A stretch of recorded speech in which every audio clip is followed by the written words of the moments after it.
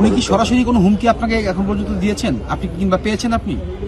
ওই যে বলে যে বাসায় আসো বিরিয়ানি খাওয়াবো, ওইটা বলে যদি গুম করে ফেলে বুঝেন না, মানে ওনাদের তো সিস্টেম অনেকগুলা।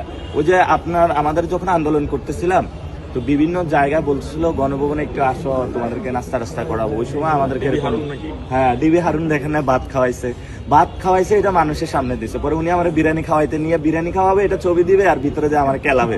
আমার ওই কেলানি খাওয়ার তো দরকার নাই। গুম করে ফেলে আমার টেরা পাওয়া যাবে না। ওই যে এরশাদ শিকদার নাকি কারো গুম করে হলো মাগুর মাছকে খাওয়াইতো, এখন ওনার ওইখানে আল্লাহ জানে কোন মাছ আছে, পরে খাওয়াই ফেলা। আমার দরকার নাই তো এরকম রিস্কে পড়ার আমার। ভাই এরকম বিনোদন মিস না করতে চাইলে নাসিরুদ্দিন পাটোয়ারিকে সংসদে পাঠান, তাহলে প্রতিদিন এরকম বিনোদন পাবেন। কি একটা অবস্থা এখন জানেন, আমি এত এক্সাইটেড কেন আমি জানি না ভাই। আমি মনে হয় যে আমি নির্বাচন করতেছি, মানে আমার ভিতরে এত এক্সাইটমেন্ট কাজ করতেছে। সারা বাংলাদেশের নির্বাচন একদিকে, তাতে আমার কিচ্ছু আসে যায় না, কে জিতলো কে হারলো কিছুই আসে যায় না, কিন্তু ঢাকা ৮ আসনের কে জিতবে এটা দেখার জন্য আমার মনটা ছটফট করতেছে, কখন দেখবো, কখন রেজাল্ট দিবে। তবে পাটোয়ারি ভাই জিতলে একটু মজা পাবো, বিনোদন পাবো।